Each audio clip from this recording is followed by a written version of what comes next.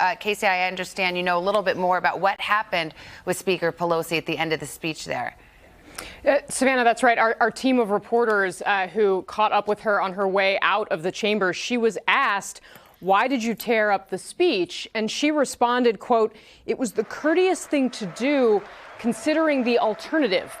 So a pretty sharp comment from Pelosi suggesting that was the polite version of what she had to say to the president in the wake of this speech. And I think it really puts a punctuation mark at the end of what was an extraordinarily political State of the Union address. Obviously, these types of speeches are always driven by the politics of the moment, but there's also a lot of formality, a lot of ceremony around something like this. There's usually many moments in the beginning where you'll see both sides of the room stand up and cheer for things that collectively they believe are good. This one was marked by many more moments that were like a campaign-style rally. You had, the president clearly focusing on his side of the room.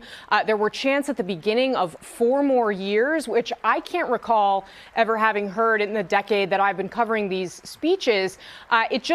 For a speech where normally a single moment of impropriety stands out, this one was incredibly raucous, incredibly sharp, and very much, focused on the president's political base and kind of the way that he interacts with them.